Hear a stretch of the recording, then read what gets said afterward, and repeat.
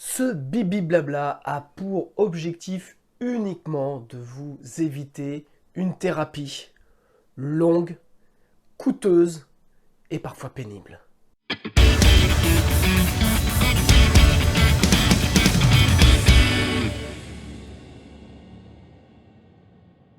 Salut à toutes et tous, c'est Jaf. Aujourd'hui dans Bibi Blabla, je vais vous expliquer, je vais vous révéler même les 3 secrets pour réussir un album à succès. Alors, bien entendu, album à succès veut dire avoir déjà des bonnes chansons.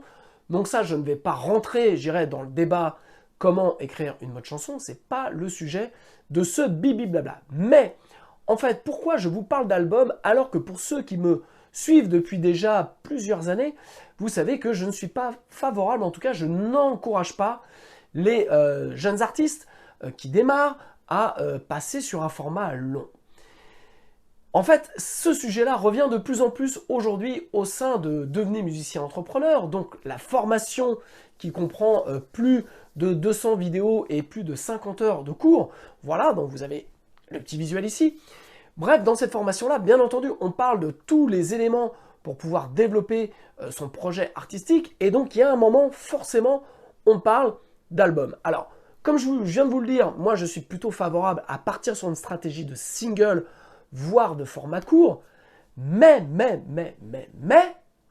il y en a parmi les apprenants qui font les fortes têtes, qui sont récalcitrants à ma bonne parole, et ça, je ne l'admets pas. Bien entendu, les amis, je plaisante. Ce qui est super, c'est que, bien entendu, je soumets des choses, mais pour certains artistes, c'est ultra important d'avoir un format album. Alors, plutôt que de les convaincre ou de leur dire que c'était pas le bon choix, je vais plutôt faire un bibi blabla pour expliquer à ceux qui veulent vraiment passer sur un format long, eh bien, en gros, les 3 ingrédients, les 3 secrets, les 3 points qu'il est ultra important si vous voulez ne pas vous planter. Un album, c'est long à réaliser, donc ça va vous prendre beaucoup plus de temps, c'est beaucoup plus de moyens, surtout quand on démarre et on ne sait pas si on va avoir un public, si ce que l'on fait est suffisamment mûr. Donc, c'est pour ça que je ne préconise pas de passer sur un format album.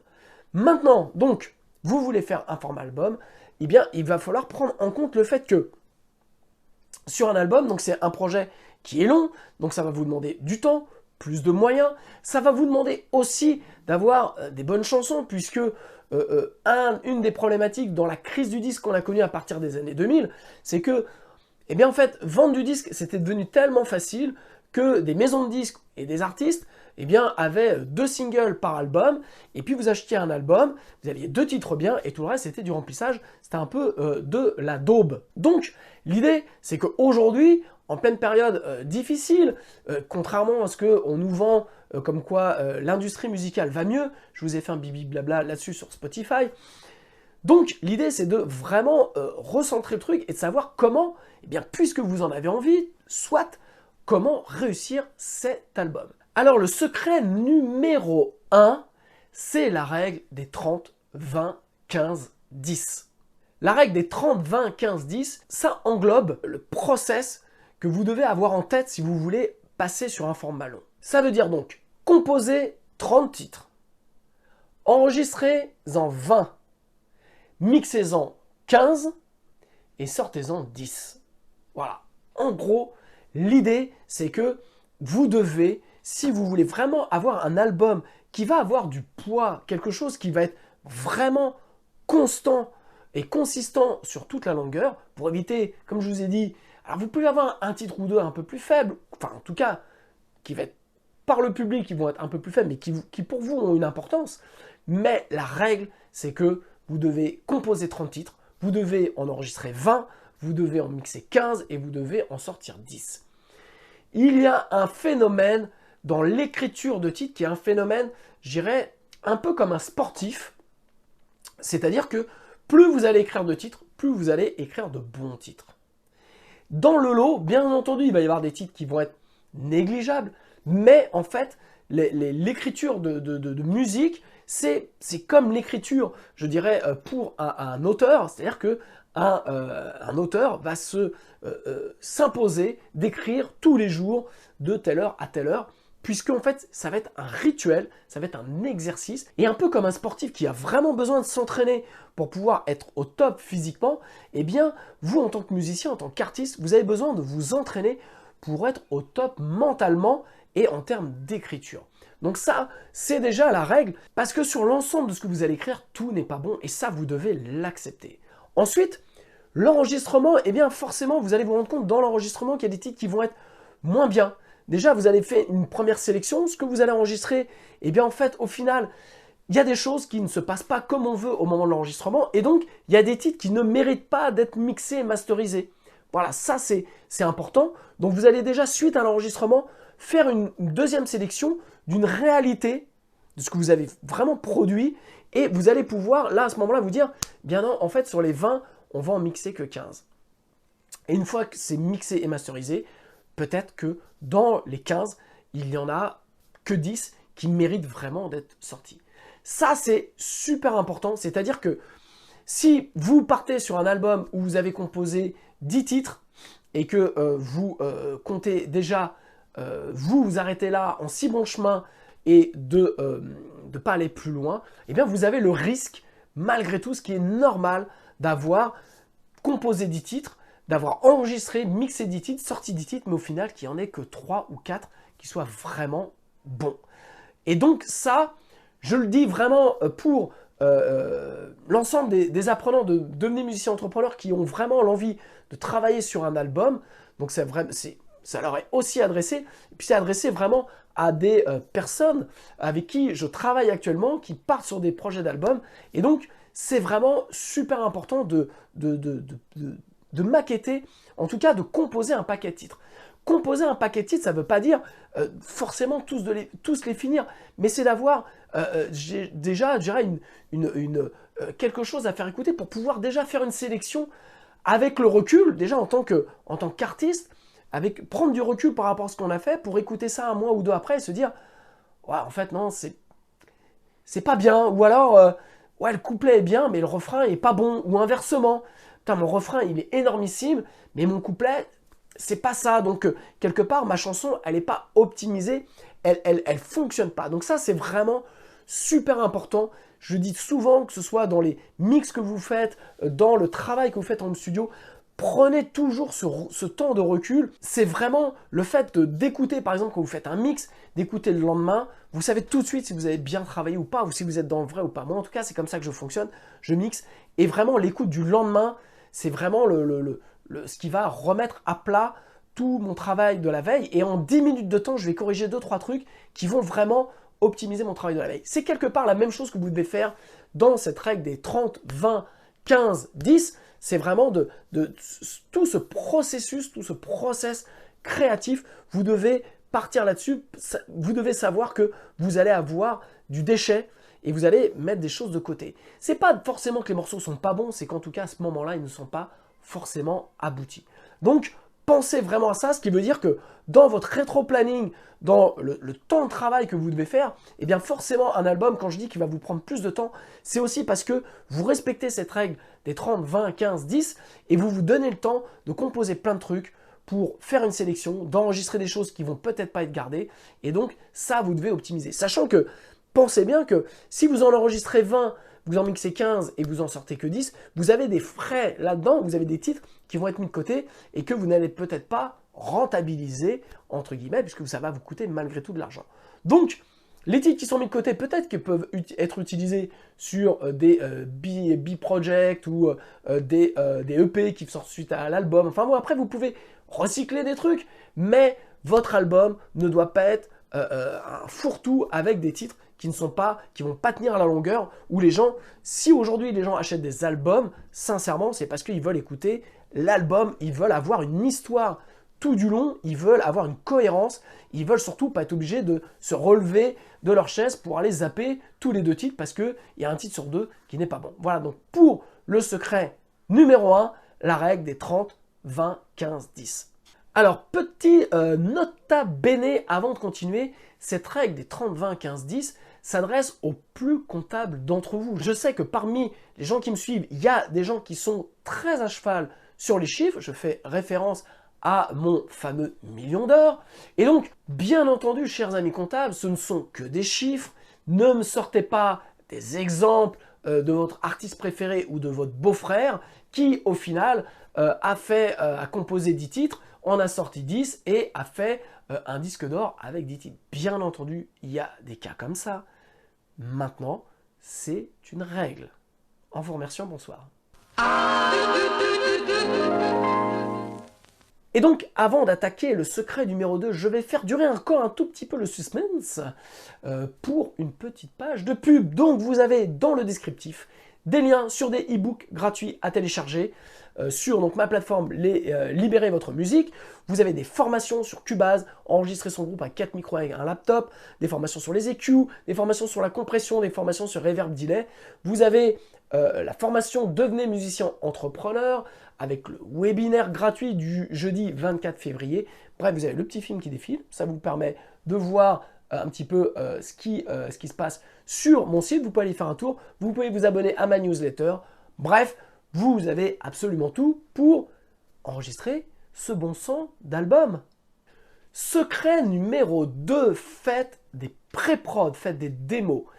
Enregistrez vos titres avec une boîte à rythme, avec un Easy Drummer, avec un Stackpoom fait sur une boîte de carton. Enregistrez votre batteur dans votre local de répète avec juste un micro. Ça marche. Faites des pré-prod, travaillez en amont pour vous rendre compte, comme on disait sur la règle des 30, 20, 15, 10, déjà de pouvoir faire la sélection des bons titres ou pas.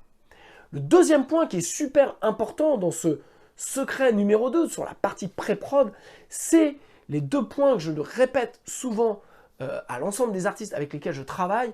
Il y a 2 facteurs que vous devez, quand vous composez un titre et que vous maquettez et que vous les pré-produisez en vue d'aller sur un album ou en vue de les enregistrer en def, les 2 points sur lesquels vous devez travailler, c'est 1, le tempo, 2, la tonalité. C'est ultra important. Un titre, le tempo, ça va vous définir le groove, ça va vous définir ce que vous voulez mettre. Vous pouvez jouer un titre et vous le baissez de 2 ou 3 points, ou vous l'augmentez de 2 ou 3 points, et vous n'allez pas avoir musicalement en tant que musicien le même groove, vous n'allez pas vous placer pareil. Moi, je suis ultra attentif là-dedans, avec les groupes avec lesquels je travaille, dans mes propres titres. C'est-à-dire que quand je pré-produis un de mes titres, je me pose vraiment la question du groove. Et il y a des titres qui ont changé, mais de 2 ou 3 points pendant comme ça plusieurs mois à l'état de pré-prod pour vraiment avoir quelque chose de naturel. Moi, en tant que guitariste, vraiment pour avoir quelque chose de naturel dans le groove, dans mon groove. Ça, vous devez vraiment vous poser la question. Je prends l'exemple de mon titre Si installé. Il y a 2 tempos dans ce titre-là. Le premier tempo est de mémoire, je vous le fais de mémoire, est à 99.4. Voilà. Et il y a un changement de tempo qui doit être à 101.2. Voilà. Alors, j'ai de très bons amis musiciens qui forcément m'appellent Taliban ou l'Ayatollah, je dirais, de ce genre de points. Mais pour l'avoir testé même en groupe, je pense au groupe Lucis en répète sur un titre qui avait été enregistré à un tempo et j'ai toujours trouvé que le tempo n'était pas forcément le bon. En répète, on l'a recalé sur un point ou 2, je me souviens plus en plus, je crois que c'était en plus, et pour le groove bass et pour le chant, tout était beaucoup plus fluide. Donc en fait, le tempo va vous permettre aussi de voir entre les musiciens, mais aussi par rapport au chant, ce qui va donner vraiment comment les gens se sentent naturellement dessus. Et ça en vient au deuxième point de la pré-prod, c'est la tonalité. Vous devez vous poser la question de la bonne tonalité du titre. Il y a 2 points. Déjà, la tonalité, elle doit être par rapport au chanteur ou la chanteuse, bien entendu. Vous devez vraiment savoir quel est son registre de tona. Il y a des tonalités qu'on n'apprécie pas, qu'on a du mal à gérer en tant que chanteur. Donc vous devez déjà travailler dans une tonalité qui va être facile pour le chant. Et puis ensuite, vous posez la question de la tonalité par rapport à l'émotion du titre. Faites un baissé d'un demi-ton, j'irais, un titre, et vous allez voir qu'il va raconter une autre histoire. C'est super important. Tous les producteurs le font, tous les grands groupes l'ont fait, de se poser la question du tempo et de la tona pour vraiment donner l'émotion par rapport à ce que vous voulez raconter à votre titre. Et ça, c'est vraiment le secret, je dirais numéro 2, qui va vous permettre, si vous voulez vraiment faire des titres, mais sur un album, avoir vraiment une optimisation de votre titre. Je dirais, une bonne chanson peut comporter juste 3 accords et un Baby I Love You, mais le tempo, la tona, va vraiment être important. En plus, en tant que producteur, c'est-à-dire que quand vous allez travailler, ou si vous travaillez en studio avec un producteur, eh bien, il va être aussi très sensible à ça par rapport à vos questionnements, par rapport au fait que vous ne faites pas ça au petit bonheur la chance. C'est pas vous êtes accordé en mi, eh bien, le morceau il est en mi. Non, non, non. C'est vraiment de se poser la question de ça. Et je peux vous dire d'avoir débloqué vraiment des titres et des situations en studio juste en recalant les tempos et juste en recalant les tonas.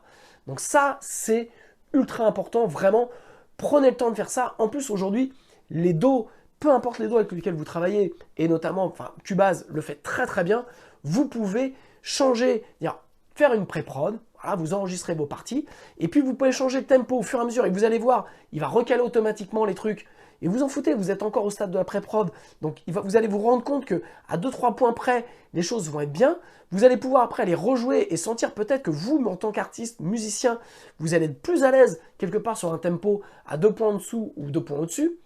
Et puis, pareil, vous avez une possibilité sur Cubase de rajouter une piste tonalité et de changer les tonalités du titre.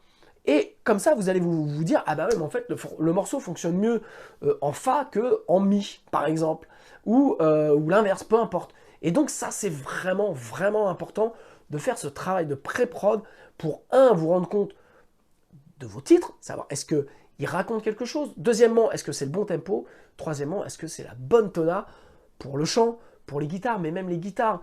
Un titre, jouer un demi-ton ou un ton en dessous à la guitare va pas vibrer de la même manière. Donc, vous allez avoir peut-être des riffs qui vont passer mieux dans telle tonalité parce que vous allez avoir une corde à vide ou au contraire un barré. Enfin bon, bref, posez-vous ce type de questions. Les instruments, les voix réagissent différemment en fonction des tonalités, en fonction des tempos. Et enfin, secret numéro 3, c'est assez simple, c'est de répéter, répéter, répéter, répéter avant l'enregistrement. C'est-à-dire que l'enregistrement, c'est le moment où vous devez ne pas apprendre les titres, vous devez délivrer une émotion. Ça veut dire que techniquement, vous devez être prêt. Les seules questions que vous pouvez vous poser en prod, c'est les questions, par exemple, je pense en termes de guitare, c'est-à-dire, tiens, est-ce qu'on met un phaser plutôt qu'un flanger? Tiens, si on passait dans tel ampli ou tel autre, juste pour aller chercher, là, on va construire, on va créer, je dirais, de la matière. Mais par contre, vos parties, vous devez les connaître sur le bout des doigts pour ne penser qu'à l'émotion que vous allez délivrer. Mais que vous soyez guitariste, bassiste, chanteur, peu importe l'instrument que vous faites, vous devez être prêt. Bien entendu, il peut y avoir des décisions nouvelles prises en studio en disant bah, tiens, si on jouait comme ça plutôt comme ça, et il peut se passer des bonnes choses. Mais malgré tout, vous ne pouvez pas être en galère. Si vous êtes en galère, tout le monde va être en galère. Et le mec qui va enregistrer va faire rec et stop. Et puis après, il va faire du découpage pour sauver la misère.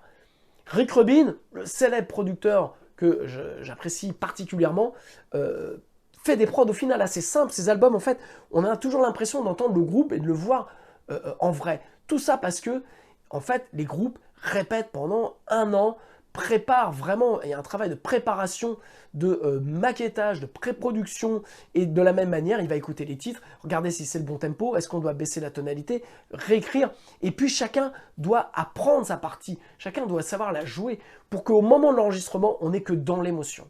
Et ça, c'est un truc qu'il est important de faire, et en fait, on dit, oui, aujourd'hui, à cause de l'ordinateur, on fait que des copier-coller, on fait que des trucs. Mais l'ordinateur n'est qu'un outil. C'est-à-dire que c'est vous qui faites c'est vous qui faites la musique, c'est vous qui l'enregistrez, c'est vous qui choisissez la manière dont vous voulez produire votre album. Moi, je sais que quand j'enregistre, par exemple, les batteurs, je leur demande de faire des prises one shot. C'est-à-dire qu'on enregistre plusieurs fois le même titre, mais on ne fait pas un couplet et on le coupe. C'est pas possible. Moi, je ne veux pas faire ça. Ça ne m'intéresse pas. Parce que la musique, à ce moment-là, elle est stérile et elle n'a aucun intérêt. Il faut que le premier couplet ne soit pas joué comme le deuxième couplet qui arrive juste après, ni comme le troisième couplet qui arrive après le refrain. On raconte une histoire. Donc, le jouage, l'émotion doit être vraiment à chaque fois différente. Donc ça, pour ça, vous devez être prêt. comme un sportif qui doit affronter le jour de la compétition, doit être capable de réagir aux intempéries, réagir au fait qu'il a mal au bide, réagir, voilà, vous devez être là et vous devez être tellement prêt que vous êtes en pilotage automatique et là vous allez délivrer l'émotion. Si vous êtes en train de dire mais c'est quoi l'accord après, ah merde, là, ce rifflage, je ne sais pas le passer donc je vais galérer, c'est pas possible. C'est pas possible. Donc vous pouvez, même en travaillant sur ordinateur, continuer à donner de l'émotion comme on le faisait avant, c'est-à-dire de faire des prises. L'ordinateur est juste un super magnéto et un super studio intégré, je dirais, dans une petite bécane à un prix très accessible. Donc profitez de cela, mais continuez à travailler vraiment comme le faisaient le font les musiciens, c'est-à-dire de donner l'émotion et de travailler son instrument et de délivrer quelque chose. Donc pour ça aussi, ce qui m'a donné aussi l'envie de faire ce bibi blabla, comme je vous l'ai dit, c'est qu'au sein de la formation Devenez musicien entrepreneur, d'ailleurs petit aparté, le 24 février prochain, il y a un webinaire, j'organise un webinaire gratuit, il suffit de vous inscrire, vous avez le lien dans le descriptif, webinaire gratuit où je vais vous présenter la formation Devenez musicien entrepreneur, comment créer un écosystème autour de vous et de votre musique. L'inscription est gratuite, le webinaire a lieu le jeudi 24 février à partir de 21 h.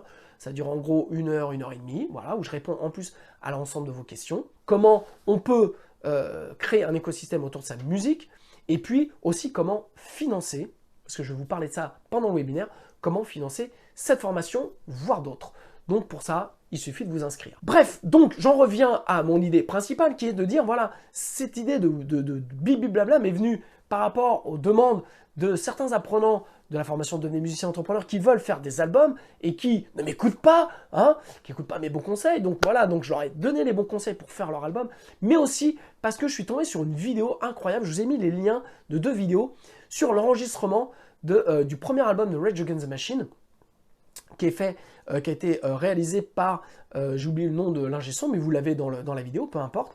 Et en fait, ce qui est incroyable, ce qui est vraiment incroyable, c'est que l'album a été enregistré live, ils ont joué sans clic, ils ont joué avec un PA, donc avec une sono de concert dans la salle où ils enregistraient, parce que Zach de la Rocha était avec son micro, les amplis, basse et guitare étaient dans une pièce à côté, mais le son était rediffusé, je dirais, sur le PA, comme en concert, et en fait, ils ont joué comme en concert, et donc, c'est des prises. Killing the Name, visiblement, est un one-shot. Il y a eu un petit re de solo, je crois que c'est sur ce titre-là où en fait il en parle, ou un autre titre, où en fait, mais je crois que c'est Killing the Name, le solo de l'album et qui allait devenir le solo ensuite définitif, n'était pas le solo que Tom Morello a enregistré, et donc ils ont malgré tout, puisque en fait il y avait de l'harpiste, il y avait voilà, puisqu'ils jouaient live, et bien en fait ils ont réussi quand même à recoller un re de solo, mais l'ingé son il dit si vous écoutez bien derrière, vous entendez qu'il y a des trucs qui ne sont pas exactement les bonnes notes.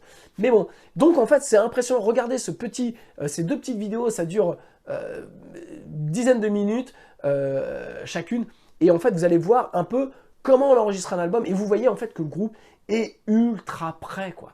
Le groupe est déter, ils savent exactement ce qu'ils veulent un album de rock simple, ils sont aussi novateurs, parce qu'il faut savoir que l'album est enregistré, si je ne dis pas de bêtises, en 91, donc non, je crois qu'il est sorti en 94, bref. À ce moment-là, ce n'était pas du tout ce type de musique-là, donc ils ont été novateurs, et ils ont cassé les codes, et ce que j'expliquais dans un dernier bibi blabla, sur le fait de refuser les codes et refuser tout ça pour éviter de faire que copier, vraiment, vraiment d'amener quelque chose de nouveau. Ce groupe a amené quelque chose de nouveau, mais en même temps, puisqu'on parle d'album, voilà comment ils ont enregistré. Ils ont enregistré au final très simplement. Pour moi, c'est un des meilleurs albums en termes de prod, parce que quand vous l'écoutez, les guitares, on a des vrais sons de guitare, on a un vrai son de batterie. Le son est mixé et masterisé pas très fort, donc plus vous tournez le bouton volume, vous savez ce qu'on appelle un bouton volume, plus la pièce se remplit de puissance sonore, de guitare, de kick, de basse et tout. Et en fait, tout respire à mort. Donc c'est moi pour ça que je dis que cet album-là, en termes de prod, est juste fantastique.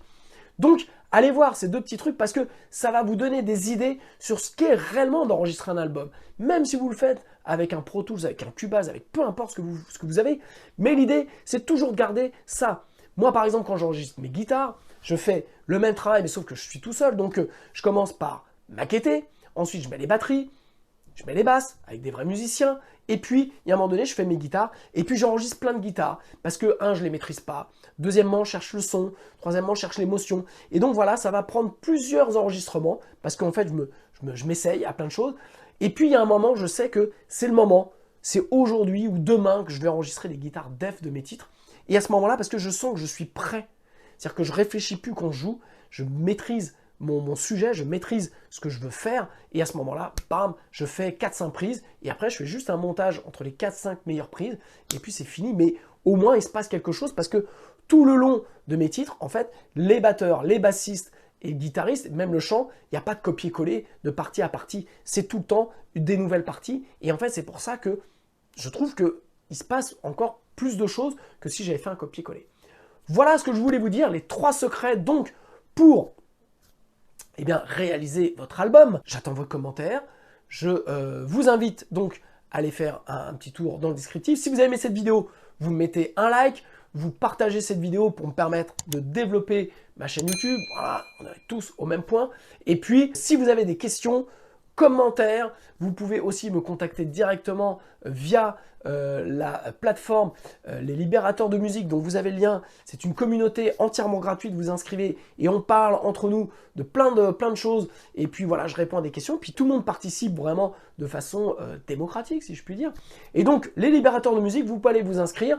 Et puis, je crois que j'en ai terminé pour cette vidéo. Rendez-vous la semaine prochaine. J'attends vos commentaires. Je vous embrasse. Belle semaine. Ciao.